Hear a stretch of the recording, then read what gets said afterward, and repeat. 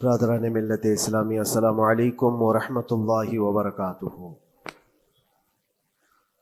الحمد للہ وکفا وسلام علی حبیبہ المصطفیٰ، اما بعد فاعوذ باللہ من الشیطان الرجیم، بسم اللہ الرحمن الرحیم۔ ان عدۃ الشہور عند اللہ 12 شہرا فی کتاب اللہ یوم خلق السماوات والارض منها 4 حرم الى آخر هذه الآیہ۔ صدق اللہ مولانا العظیم۔ بارگاہ رسالت معاب صلی اللہ علیہ وسلم میں درود پاک کا ہدیہ پیش کریں۔ اللہم صل علی سیدنا و مولانا محمد معدن الجود والکرم وآلہ واصحابہ الکرام وابنہ الکریم وبارک وسلم صلاة دائمة سرمدا ابدا۔ اللہ عز و جل اپنے کلام مقدس میں فرماتا ہے، بے شک اللہ کے نزدیک گنے ہوئے شمار کیے ہوئے جو مہینے ہیں وہ 12 ہیں، اور ان 12 مہینوں میں سے 4 حرمت والے مہینے ہیں، عزت والے مہینے ہیں، عظمت والے مہینے ہیں۔ وہ 4 مہینے کون سے ہیں؟ مسلسل ترتیب کے ساتھ ذوالقعدہ، ذی الحجہ اور محرم، اور 4تھا مہینہ رجب المرجب جس میں ہم اور آپ زندگی گزار رہے ہیں۔ اس کو رجب الاسم اور رجب العصب بھی کہا گیا ہے۔ یہ جو 4 مہینے ہیں اس میں جنگ و جدال، قتل و قتال سب حرام ہو جاتی۔ اس دور میں جو جنگیں ہوتی تھی، کفار و مشرکین بھی اپنی تلواریں روک لیا کرتے تھے۔ یہ 4 حرمت والے مہینوں کی سارے لوگ عزت کرتے۔ ان 4 مہینوں میں امن و امان قائم ہو جاتا۔ جیسے 2 قبیلوں میں جھگڑے ہیں، فساد ہے، اور ایک دوسرے سے جنگ پر ہمیشہ آمادہ رہتے ہوں، لیکن ان 4 مہینوں کے اندر امن قائم ہو جاتا تھا، راستے کھل جاتے تھے۔ اور اللہ تبارک و تعالیٰ نے قرآن پاک میں ان 4 مہینوں کی فضیلت بھی بیان فرمائی۔ اس میں رجب کے لیے ایسی فضیلت ہے، اللہ کے نبی صلی اللہ علیہ وسلم ارشاد فرماتے ہیں، یہ رجب کے مہینے کی فضیلت ایسی ہے جیسے قرآن کی فضیلت دوسری کتابوں پر ہے۔ دوسری کتابوں میں جس طرح سے افضل قرآن ہے، اس طرح سے رجب المرجب تمام مہینوں میں افضل ہے۔ اور نبی کریم صلی اللہ تعالی علیہ وسلم اس میں عبادت کرنے کے لیے ترغیب دیا کرتے تھے۔ اس کو ترجیب بھی کہا جاتا ہے، اور خاص طور پر رجب کے متعلق بزرگان دین نے فرمایا یہ فصل بونے کا مہینہ ہے۔ کھیتی باڑی والے سمجھ سکتے ہیں کہ اس میں بھی 3 موسم آتے ہیں۔ پہلے بیج کی بوائی کا وقت آتا ہے، پھر اس کی سچائی کا وقت آتا ہے، پھر کٹائی کا وقت آتا ہے۔ تو رجب کا مہینہ یہ فصل بونے کا مہینہ ہے نیکیوں کے، اور شعبان کا مہینہ اسے پانی دینے کا ہے، اور رمضان کا مہینہ فصل کاٹنے کا مہینہ ہے۔ اور رجب کا مہینہ آتے ہی اللہ کے نبی صلی اللہ تعالی علیہ وسلم یہ دعا فرمایا کرتے تھے، اللہم بارک لنا فی رجب و شعبان و بلغنا رمضان۔ سب کو یہ دعا بھی کرنی چاہیے۔ حضور اکرم صلی اللہ تعالی علیہ وسلم یوں عرض کرتے کہ اے اللہ، رجب اور شعبان میں تو ہمیں برکت عطا کر اور ہماری زندگی کو رمضان تک پہنچا دے۔ اب رجب آپ نے دیکھ لیا ہے تو اب کثرت سے یہ دعا کرو کہ مولا اس زندگی کا رمضان ہم سے جانے نہ پائے، رمضان تک ہماری سانسوں کو پہنچا دے۔ یہ دعا کثرت سے ہر نماز کے بعد بھی ہونی چاہیے۔ رجب آتے ہی میرے عزیزوں یہ عبادتوں کا موسم شروع ہو چکا ہے، اور سب جانتے ہیں رجب کے بعد پھر ہمارے ہاں مسلسل ایسی شب بیداریاں اور عبادت کے موسم نظر آنے لگتے ہیں۔ پھر شعبان بھی، اس میں رجب میں بڑی رات آتی ہے، شب معراج، اور اس کے بعد شعبان میں شب برات، پھر اسی طرح رمضان کا موسم بن جاتا ہے۔ تو اب یہ موسم بنانے کا وقت آ چکا ہے۔ تو سب سے پہلی چیز یہ ہے کہ میرے عزیزوں، فصل کے بونے کے لیے کن چیزوں کی ضرورت ہوتی ہے، اس چیز کا خیال رکھیے۔ بیج اگر کھوٹا ڈالے ہو اور ویسی ہی فصل آنے کا انتظار کرو گے تو پھر نہیں ہوگا۔ بیج کو کھرا اور خالص ہونا چاہیے۔ جو نیکیاں کرنا چاہ رہے اس کو صاف ستھرے اچھے ماحول میں کیے جانے چاہیے۔ کھیتی باڑی کرنے والا جانتا ہے بیج تو وہ بو رہا ہے، زمین بھی اچھی ہے، ساری چیزیں، کئی چیزوں کی ضرورت ہوتی ہے، بیج بھی اچھا ہو، زمین بھی اچھا ہو، موسم بھی اچھا ہو۔ تب جا کر کے اس کی فصل نکلتی ہے. بیج اچھا تھا، زمین اچھی نہیں تو بھی فصل نہیں آتی. بیج بھی اچھا ہے، زمین بھی اچھا ہے، موسم صحیح نہیں ہے تب بھی فصل نہیں آتی. ابھی آپ کے پاس 3 چیزوں کا ہونا ضروری ہے: بیج اور زمین اور موسم. بیج جو ہے یہ نیکیاں ہیں، اور زمین تمہارا دل ہے، اس کا اتنا ہی پاک ہونا ضروری ہے. اور موسم یہ رجب کا ہے، اس میں تو کوئی شک نہیں ہے کہ عبادتوں کا موسم ہے، فصل کی اچھے لانے کا موسم ہے. لیکن سب سے پہلی چیز اب ہمیں ضرورت ہوتی ہے کہ ہم کیا بیج بو رہے ہیں.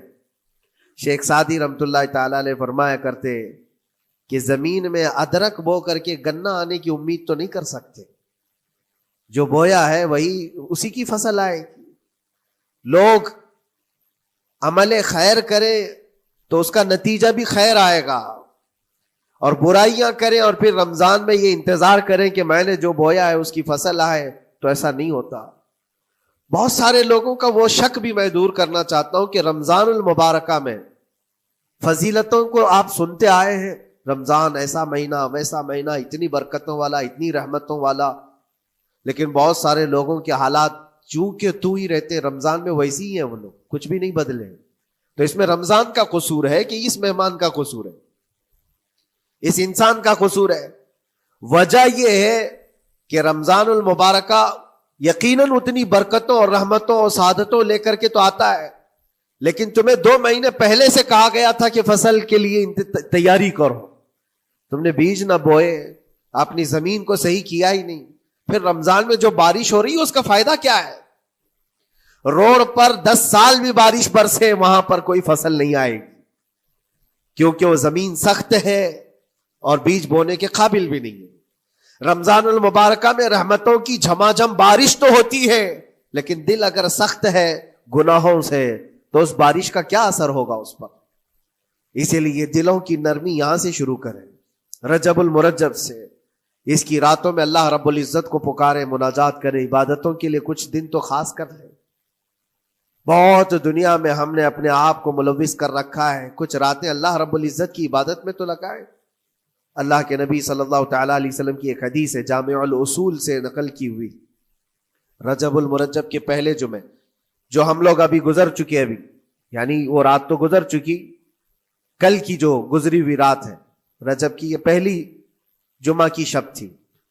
اس کے متعلق روایت ہے کہ 12 رکعتیں جو مغرب کے بعد سے لے کر عشاء کے درمیان پڑھتا ہے، اللہ کریم اس کے تمام گناہوں کو معاف کرتا ہے، اور اس سال اس کو پورے طور پر ناگہانی آفات سے محفوظ رکھتا ہے، اور شیطان کے اس پر قابو پانے سے بھی اس کو اللہ محفوظ رکھتا ہے.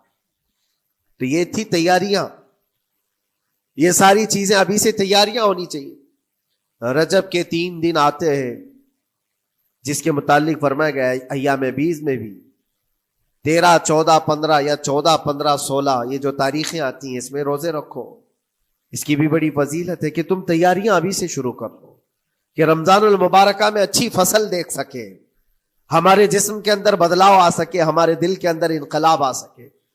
اور تیاری یہاں سے نہ کر کے صرف رمضان میں ہی امید لگائے بیٹھتا ہے تو میرے عزیزوں کچھ تو صفائی کی ضرورت ہوتی ہے.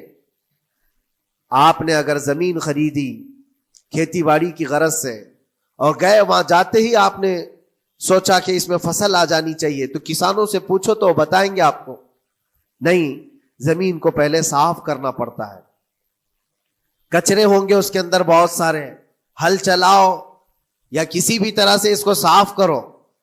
صاف کرنے کے بعد پھر یہ بھی کسان کہتا ہے کہ زمین کو تھوڑا ڈھیلا کر دو، بڑے بڑے ڈھیلے ہوں تو اس کو توڑ دو اور مٹی نرم ہو جائے. اور اس کے بعد پھر کسان کہتا ہے تھوڑا پانی بھی چھڑکاؤ کرو، گیلی ہو جائے، تب جا کر کے تم اس پر بیج بو. میرے عزیزو یہ رجب بیج بونے کا موسم ہے، تو پہلے زمین کو ڈھیلا تو کر دو، زمین کے اندر جو کچرے ہیں اس کو نکال تو دو، دل کے اندر جو وسوسے بھرے ہوئے ہیں، گناہوں کے خیالات بھرے ہوئے ہیں، اس کو پاک تو کرو. اس کو پاک کرنے کے لیے اللہ کریم کی بارگاہ میں آ کر گڑ گڑاؤ. تمہارا ایک آنسو تمہارے تمام گناہوں کو اور اللہ کے غضب کو ٹھنڈا کر دیتا ہے.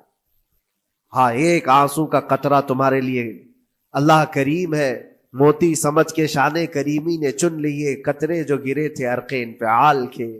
امام غزالی رحمۃ اللہ تعالی علیہ نے لکھا ہے کہ آج اللہ تبارک و تعالیٰ کی رحمت کو اپنی طرف مائل کرنے کے لیے اگر تم کچھ کر سکتے ہو تو بس یہ ہے کہ دنیا رونے اور گڑ گڑانے سے نہیں مانتی، لیکن مولا کریم بندے کے ایک مرتبہ سجدہ کر کے اسے پکارنے سے فوراً قبول کرتا. موسیٰ علیہ الصلاۃ والتسلیم اللہ تعالیٰ سے پوچھتے ہیں مولا جب تیرے بندے تجھے پکارتے ہیں تو اس میں نیک لوگ بھی ہوتے ہیں اور گنہگار بھی ہوتے ہیں، تو کیا تو سب کی پکار کا جواب دیتا ہے؟ توجہ، اللہ رب العزت فرماتا ہے اے موسیٰ میرے پکارنے والے بندوں میں نیکوکار بھی ہیں گنہگار بھی ہیں. ہاں نیک بندہ جب مجھے پکارتا ہے یا ربی تو میں جواب میں کہتا ہوں لبیک یا عبدی، اے میرے بندے میں حاضر ہوں، بتا تیری کیا حاجت ہے.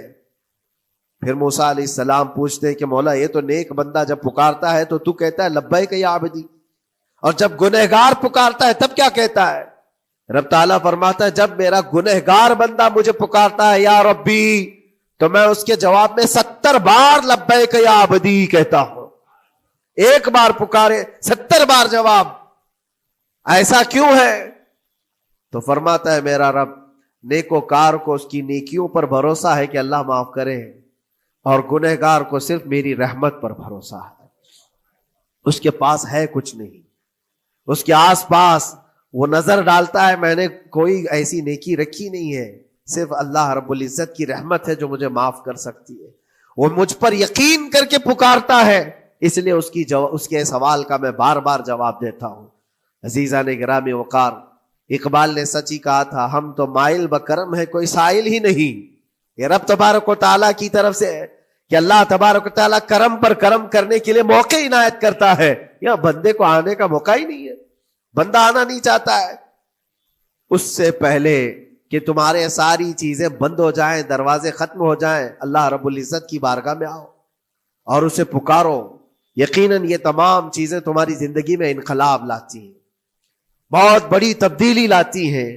عزیزان گرامی، پھر میں یہ عرض کرتا ہوں کہ رجب کے اس مہینے میں دل کو نرم کرنا بہت ضروری ہے. دلوں کی سختیاں آج گناہوں کی طرف مائل کرتی ہیں. ہمارا دل سخت ہے یا نرم ہے اس کو پہچاننے کے کئی تھرمامیٹر دیے گئے ہمارے پاس. چیک کرو ہمارا دل کس پوزیشن میں ہے آج. امام غزالی فرماتے ہیں 3 علامتیں ایسی ہیں جس سے پتہ چل جاتا ہے انسان کا دل سخت ہے یا نرم ہے، بیمار ہے یا صحت یاب ہے. یہ ڈاکٹر لوگ اسکیننگ سے یا سونوگرافی سے نہیں بتا سکتے کہ تمہارے دل کی یہ کیفیت. کیسے اس کو اہل بصیرت سمجھ سکتے؟ فرماتے ہیں کہ اگر مسجد میں زیادہ دیر تک بیٹھ نہیں پاتا تو سمجھ لو اس کا دل بیمار ہے، اس کا دل سخت ہو چکا ہے، اس کو مسجد میں بیٹھنے نہیں دیتا.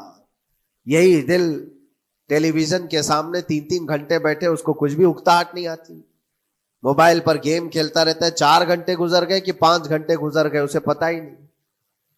آج ایک سروے کے مطابق ہر انسان جو موبائل چلاتا ہے اس میں 18 گھنٹے وہ بیزی ہے دن کے.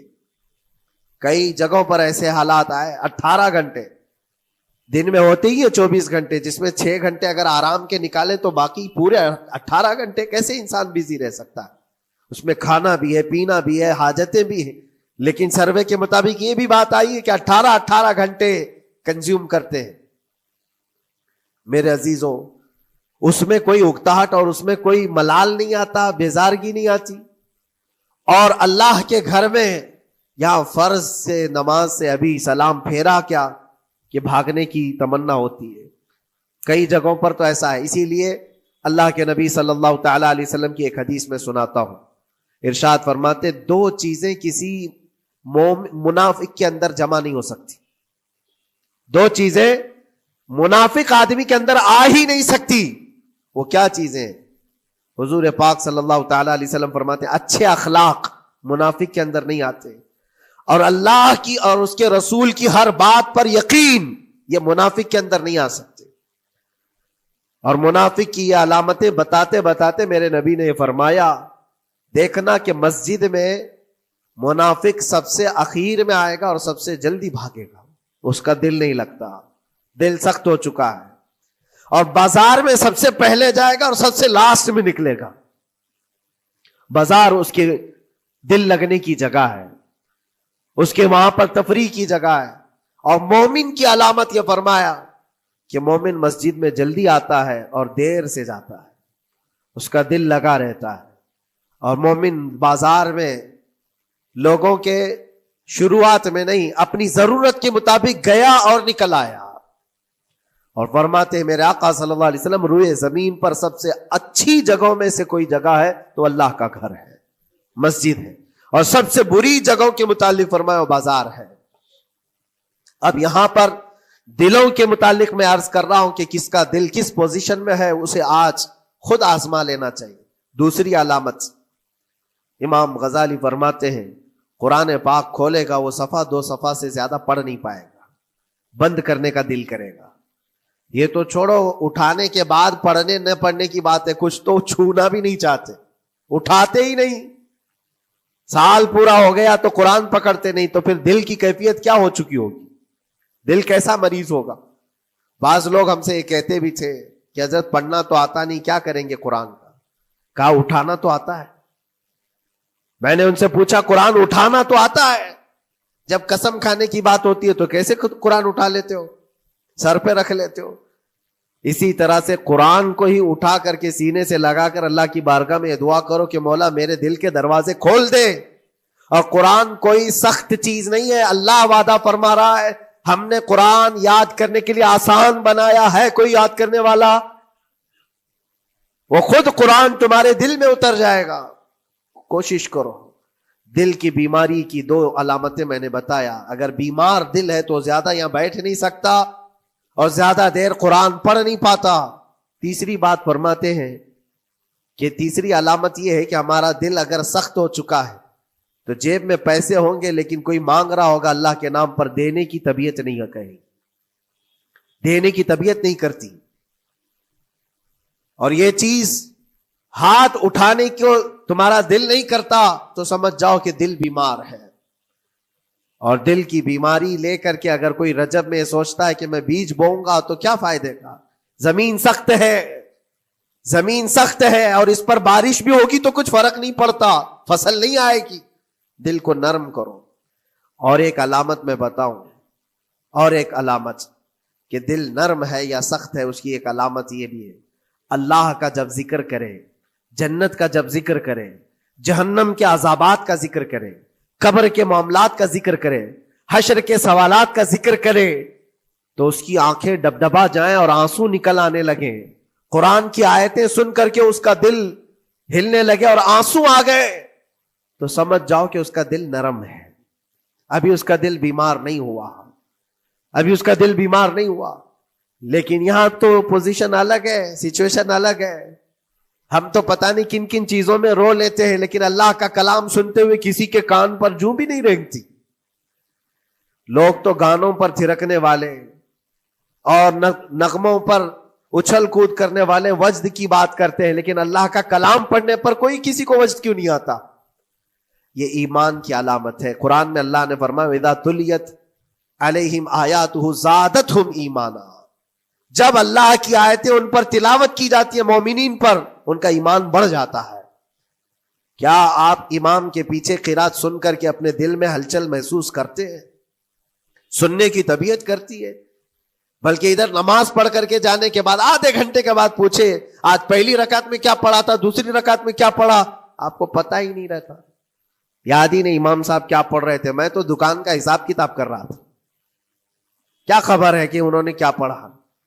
تو قرآن کو توجہ سے پڑھے ہوتے تو تمہارے دل میں بھی وہ باتیں اثر کر رہی ہوتی. میرے عزیزوں، کتنے ایسے لوگ ہیں جو صرف اور صرف قرآن پاک کی تلاوت کی وجہ سے دلوں کو نرم کر دیا گیا ہے. میں اسی بات پر آج فوکس کر کے ختم کر دوں گا. رجب المرجب بیج بونے کا موسم ہے تو دل کے نرمی کے ساتھ ہی بیج بو، کیونکہ یہ زمین ہے تمہاری، اور زمین نرم نہ ہو تو کتنی بھی نیکیاں کرو کیا فائدے کی. دل سخت ہے، گناہوں سے لبریز ہے، اور دل کو نرم کرنے کا علاج 2 چیزیں بتائی گئی، کریں گے انشاءاللہ. 2 چیزیں بڑی آسان ہیں. اگر دل کو نرم کرنا ہے تو دو چیزیں فرمائی گئی، کثرت سے قرآن پاک کی تلاوت کرو یا کثرت سے میرے نبی پر درود پاک پڑھا کرو. دو چیزیں کر کے دیکھو تمہارا دل نرم ہو جائے گا. اور بھی دوسری علامت، دوسرے علاج بھی میرے آقا نے فرمایا. ایک صحابی آئے تھے، انہوں نے عرض کیا یا رسول اللہ صلی اللہ علیہ وسلم، لوگ آپ کے پیچھے نماز پڑھتے ہیں تو زاروں قطار رونے لگتے ہیں، جب آپ دعا کرتے ہیں تو وہ دھاڑے مار کر کے روتے ہیں، میں کبھی رو نہیں پاتا، میرا رونا نہیں آتا، میں بھی قرآن سنتا ہوں، میں بھی آپ کے پیچھے نماز پڑھتا ہوں. تو حضور پاک صلی اللہ علیہ وسلم نے فرمایا تمہارا دل سخت ہو گیا ہے، تمہارا دل سخت ہو گیا ہے. انہوں نے کہا کیا کروں، علاج کیا ہے اس کا؟ وہ مسیحا امت ہے میرے آقا، ہر ایک کا علاج جانتے ہیں، کس کو کون سا علاج دینا ہے. نبی پاک صلی اللہ تعالی علیہ وسلم فرماتے جاؤ کسی یتیم بچے کے سر پر ہاتھ پھیرو، اللہ تمہارا دل نرم کرے گا. ان کے لیے وہ علاج رکھا گیا تھا.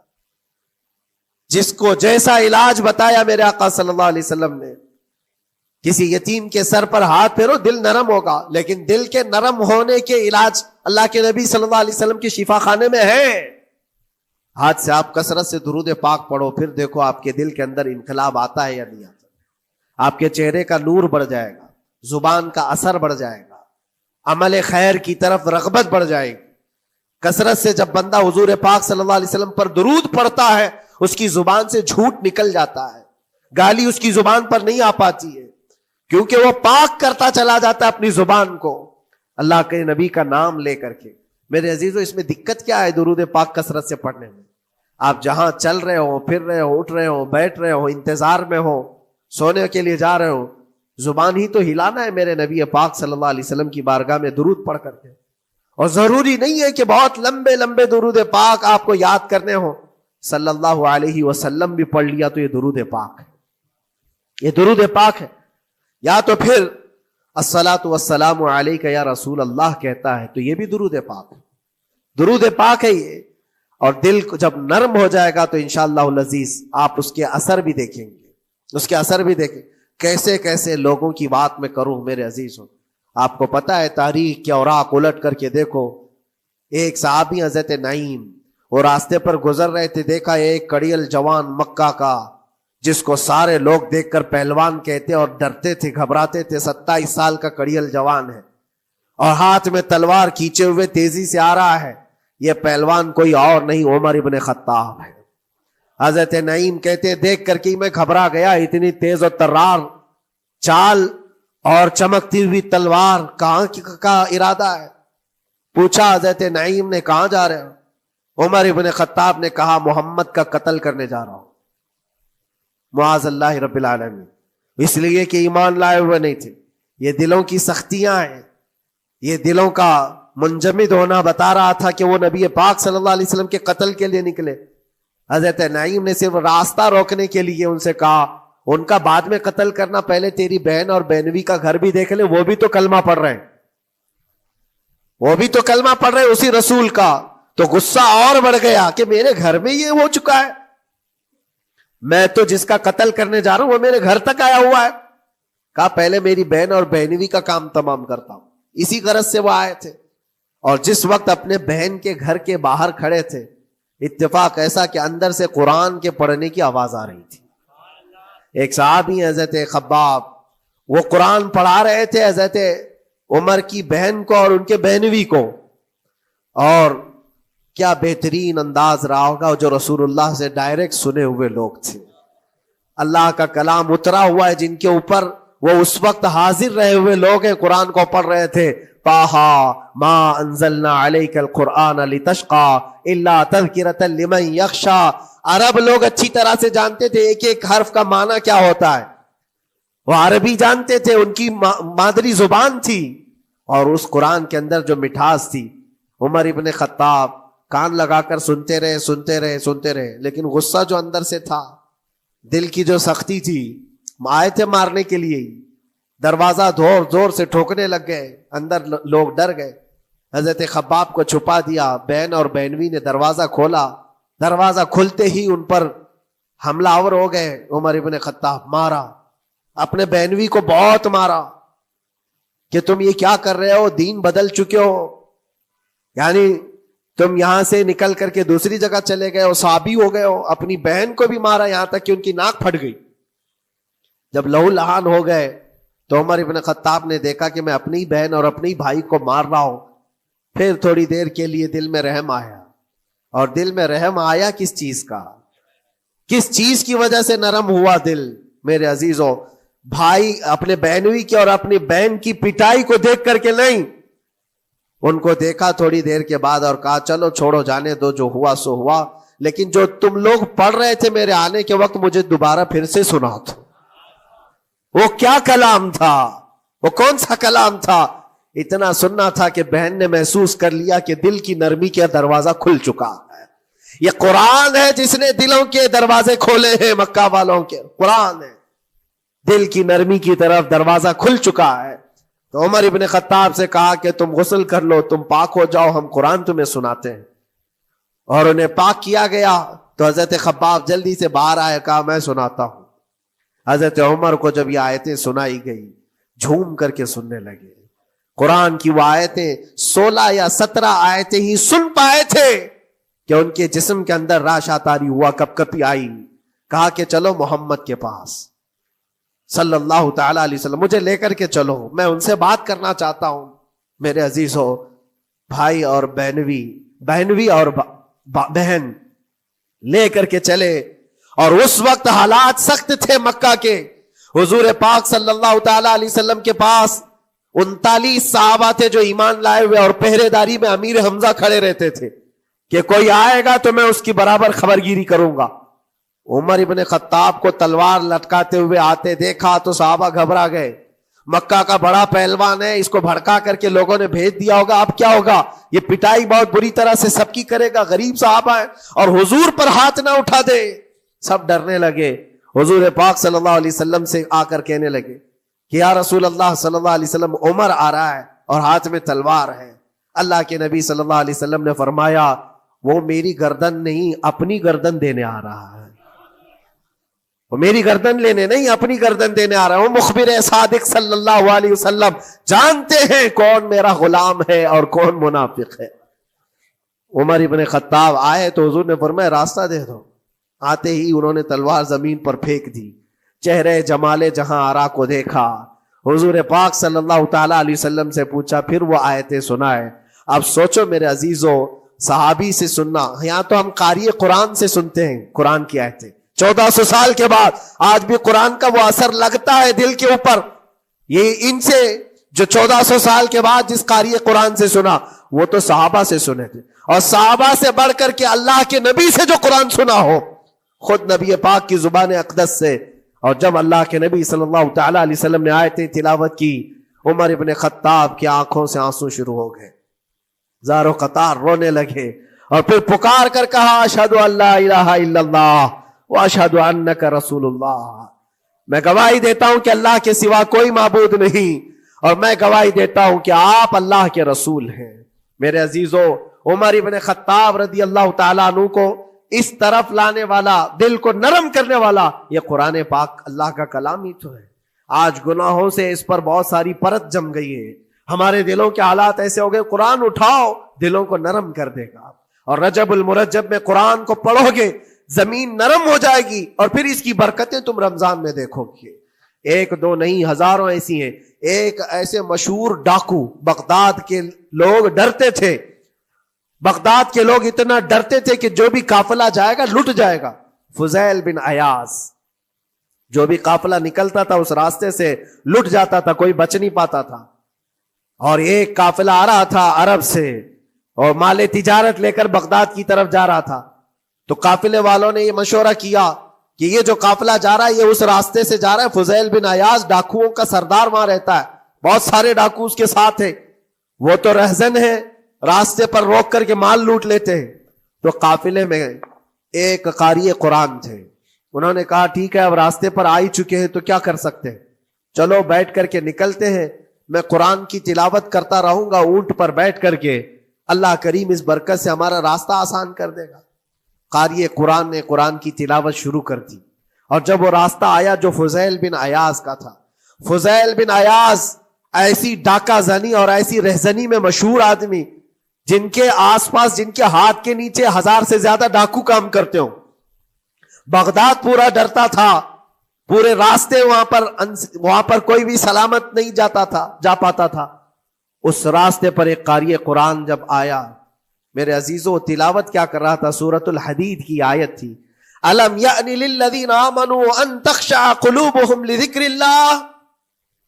وہ قرآن کی آیت ہے. اللہ کے کریم فرماتا ہے کیا ایمان والوں کے پاس ابھی وہ وقت نہیں آیا کہ اللہ کا ذکر سنتے ہی یا اللہ کا ذکر ہوتے ہی ان کا دل کانپنے لگ جائے، ان کا دل ہلنے لگ جائے؟ فضیل بن عیاض کے کانوں میں یہ آیت پڑھ رہی تھی. قاری قرآن بار بار اس آیت کو پڑھ رہا تھا. کیا وہ وقت ابھی ایمان والوں کے پاس نہیں آیا کہ وہ اللہ کے ذکر سے دہل جائیں؟ اتنا اثر کر گئی آیت، اتنا اثر کر گئی. فضیل بن عیاض نے ہتھیار پورے پھینک دیے اور چیخ چیخ کر کے کہنے لگا آن لنا ربنا، آن لنا ربنا، اے میرے رب وہ وقت آ چکا ہے، اے میرے رب وہ وقت آ چکا ہے. سارے ڈاکوؤں سے کہا سجدہ ریز ہو جاؤ، اس لیے کہ اللہ کا کلام ہمیں بلا رہا ہے. برسوں سے ڈاکہ زنی کرنے والے، برسوں سے راستے لوٹنے والے، قرآن کی ایک آیت نے دل بدل دیا. دل کے ایسا انقلاب آیا، سب کچھ چھوڑ دیا اور اس کے بعد نکلے. اللہ اکبر. جانتے ہو فضیل بن عیاض کون ہے؟ فضیل بن عیاض وہ ہے جن کا نام لیتی سرکار غوث پاک بھی ادب کیا کرتے تھے. فضیل بن عیاض اللہ تبارک و تعالیٰ نے ولایت کا وہ مقام عطا کر دیا. بڑے بڑے اولیاء کرام ان کے پاس آنے لگے. اپنے زمانہ جوانی کا زمانہ ڈاکہ زنی میں گزرا تھا، لیکن جب پھر وقت آیا توبہ کا اور دل کے بدلنے کا تو اللہ نے وہ مقام دیا. تاریخ میں آج بھی موجود ہے کئی سلسلے ایسے، سلسلے چشتیہ میں، اور کئی سلسلے ایسے ہیں جو فضیل بن عیاض سے ہو کر حضور پاک تک پہنچتے. فضیل بن عیاض ان کا نام ہے. اسی لیے میں کہتا ہوں میرے عزیزوں، قرآن پاک یہ دلوں کو نرم کرنے کا سب سے بڑا علاج ہے. زمین کو نرم کر دو اور اس کے بعد پھر بیج بو. دیکھو اسی لیے اقبال نے کہا تھا ذرا نم ہو تو بڑی زرخیز ہے یہ مٹی ساقی. یعنی یہ زمین تھوڑی سی نرم ہو جائے تو اس میں تو سونا چاندی یہ اگل سکتی ہے. تمہارے پاس ایمان کی دولت ہے، اللہ کریم کی ذات پر یقین ہے، حضور پاک صلی اللہ تعالی علیہ وسلم کی محبت ہے، سب چیزیں تمہارے پاس ہے. تھوڑا دل کو نرم کرنے کی ضرورت ہے. گناہوں سے باز آ جاؤ، اللہ کریم کی بارگاہ میں گڑ گڑاؤ اور قرآن پاک اٹھا لو ایک مرتبہ. اور پڑھ نہیں پاتے تو انگلیاں تو پھیرو. قرآن پر دیکھنا بھی تو عبادت ہے، اس پر نظر جمانا بھی عبادت ہے. اللہ کا کلام سمجھ کر کے تم نے اٹھایا ہے تو جانتے ہو قرآن عظیم